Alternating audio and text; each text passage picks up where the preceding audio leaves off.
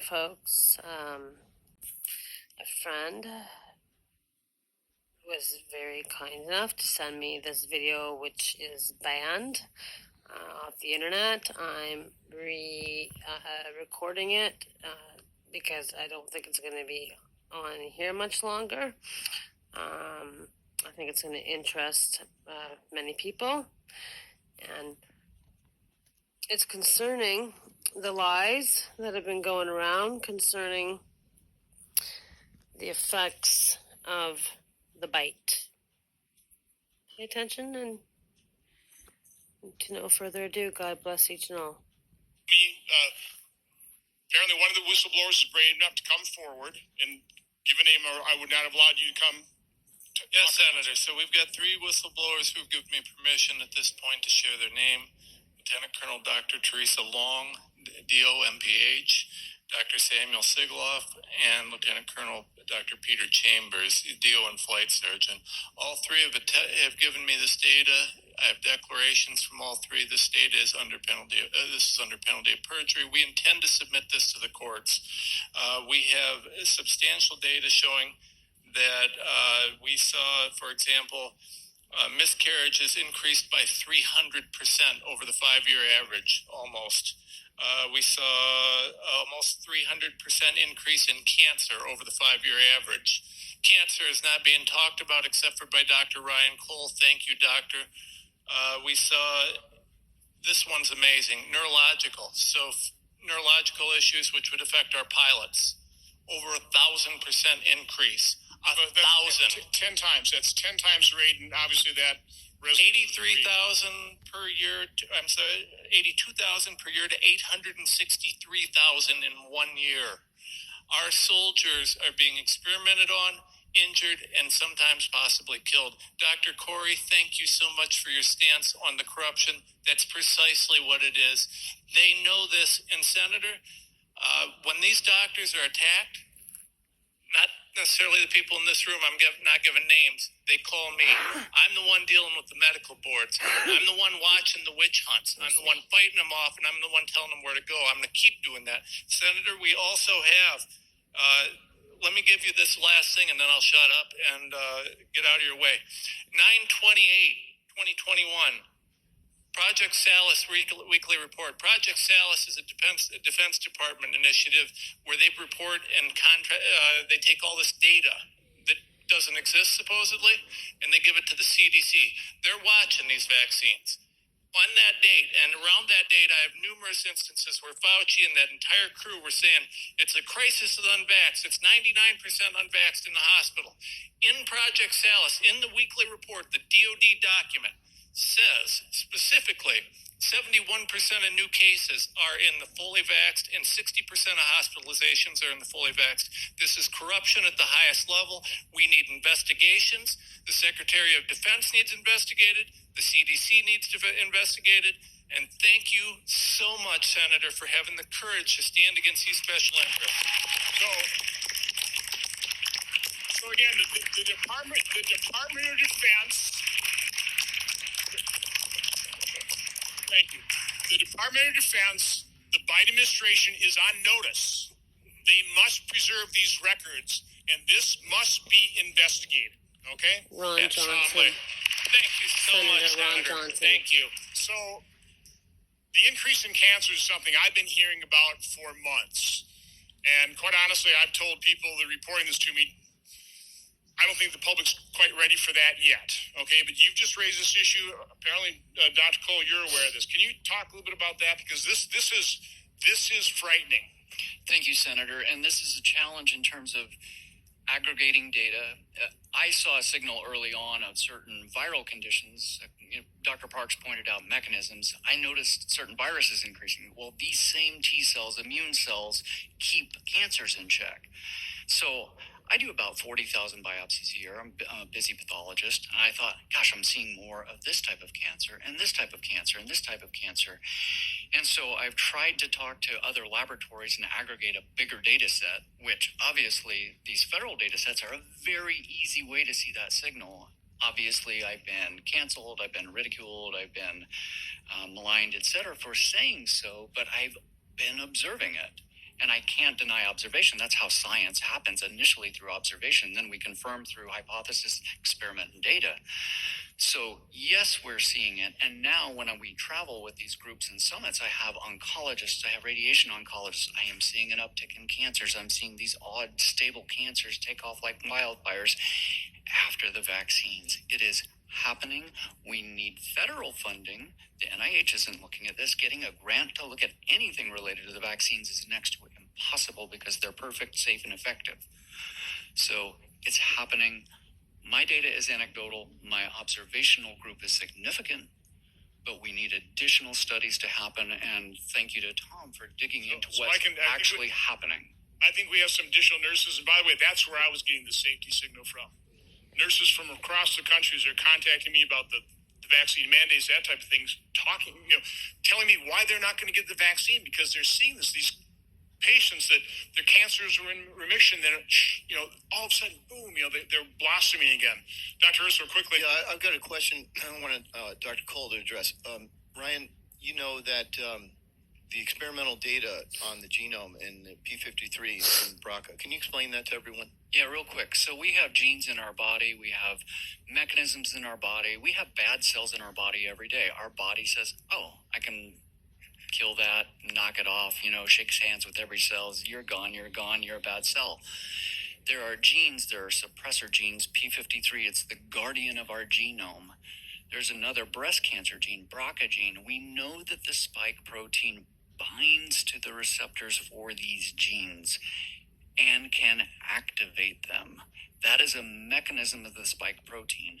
So putting this spike protein in the human body via a gene shot that is completely investigational, these are not approved, and to mandate something that's investigational that can bind to cancer promoting sites. I'd like to just clarify and take that a step forward.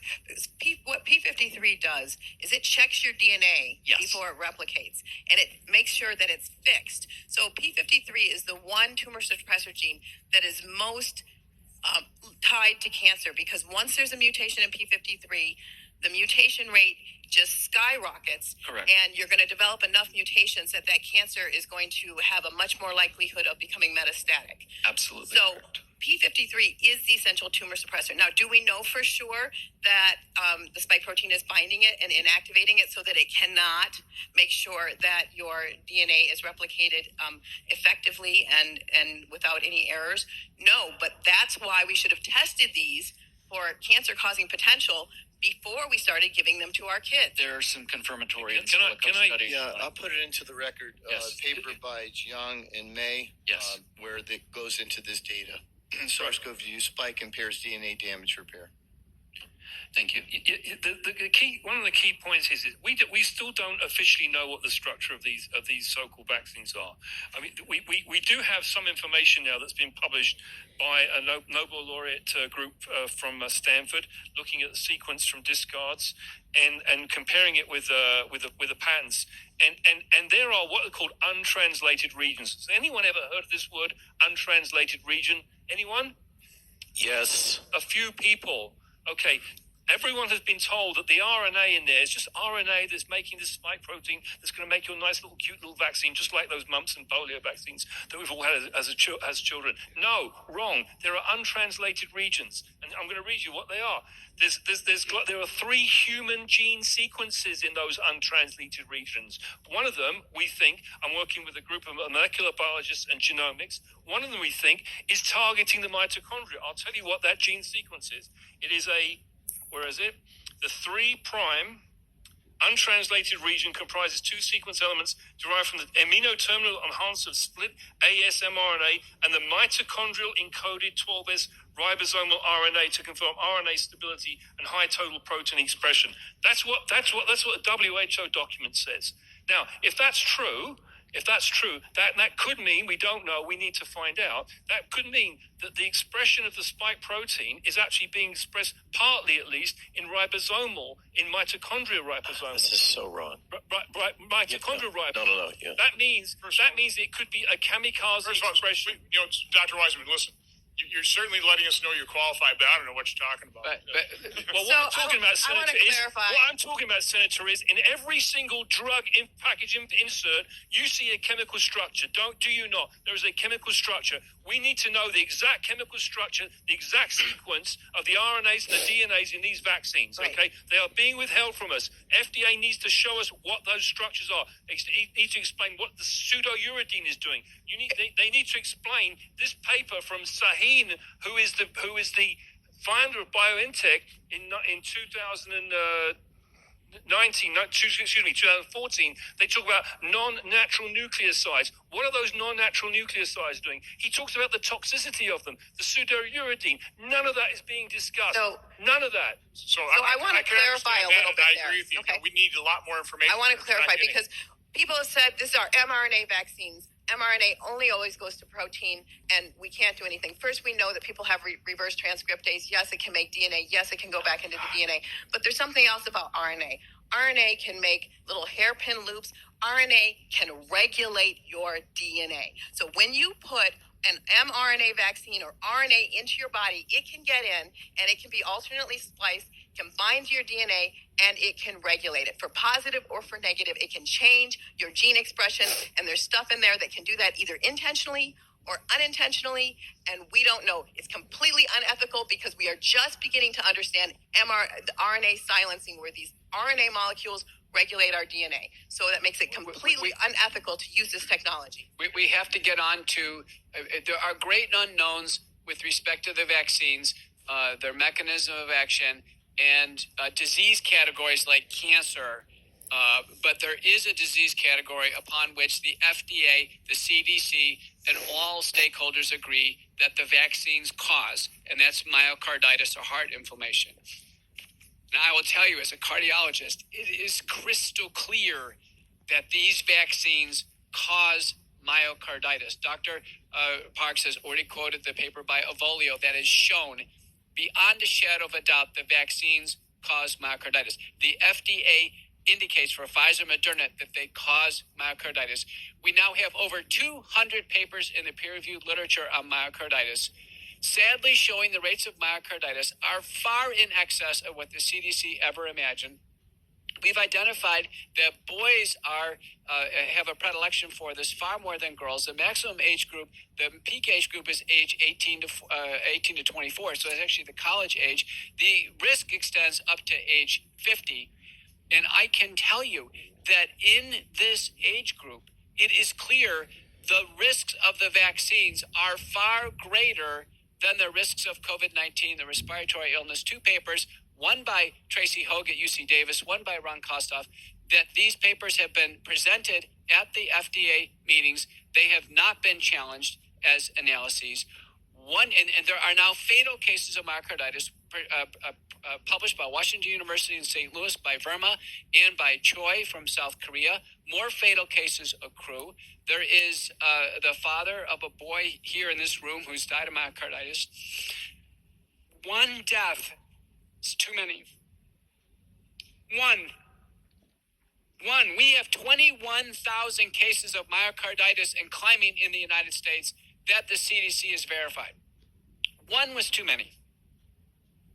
Under no circumstances, under any circumstances, should a young person ever receive one of these vaccines, let alone ever be pressured to receive a vaccine, let alone ever be mandated to take a vaccine. This is crystal clear. The FDA agrees. There can be no controversy over this. There can be no normalizing of this to say that it's mild or it's transitory. Talk about that, because that's what they say. It's mild. Is myocarditis mild? I'm telling you, as a specialist, myocarditis is not mild. There are papers by Schauer and by Trong at University of Utah at Salt Lake. When they do MRI on these individuals with suspected myocarditis, 100% are having heart damage. 100%. We have a paper by Teshopi and colleagues looking at the outcome of individuals prior to COVID in this age group with myocarditis. 13% will have permanent heart injury. 32% never actually get up to normal. They don't get back to normal. We are seeing unprecedented numbers of athletes dying on the field in Europe. Unprecedented. Of these cardiac arrests, half of them don't come back. We now have a report out of the Heart Group in the UK where actuarial mortality for those under age 15, mortality in the UK is higher than expected. Dr. Malone. Just real quick, going back yeah, to Mr. Renz. I wonder if Dr. Malone could follow up on that. Just real quick, because we're talking about myocarditis. What concerns me so much about the whistleblower report there is this is the only vaccine injury that the CDC, FDA are acknowledging. And you combine that with the fact that there's at least suspicions that the Defense Department is doctoring with the data in their database affecting myocarditis. I mean, I'm sorry, that gets my suspicion antenna. And the recommendations and the mandates are ignoring the FDA warnings. I would contend, Senator, that there's not just a suspicion. In August, when the report was run on acute myocarditis in the DoD website, there were 1,239 cases, and now when you run it, it's down to 307. In January of 2022, there were 176 cases, and magically, they are now down to 17. There is a word for that. It's not suspicious. We have in the military the single best data set that exists because we have baselines in there. And acute disease across all categories in the preceding years, 5 years leading up to the vaccination year, was 1.7 million. They introduced and mandated a COVID-19 vaccine for our U.S. military when they had only lost 12 service members total to the disease. And in the 10 months of 2021 after that, it jumped from 1.7 million all diseases to darn near 22 million. That was a 20 million increase. We need to not be calling this suspicious. With all due respect, we need to be asking hard questions of the DoD, and I will close by saying they are charged, at least in part, with protecting the sanctity and welfare of the brave men and women who are defending this country. And right now, these numbers indicate something is drastically wrong. And I know of only one reason that databases roll math backward. So who are you? Identify yourself. So sorry. My name is Lee Dundas. I'm a human rights attorney that's working with Tom Rentz on the whistleblower issue in the military. I would ask that Congress listen to these whistleblowers, put their testimony on record. These are brave men and women of very high rank in the U.S. military, because not just do we, Congress, in this building, need to hear about it, the world needs to hear about what is going on.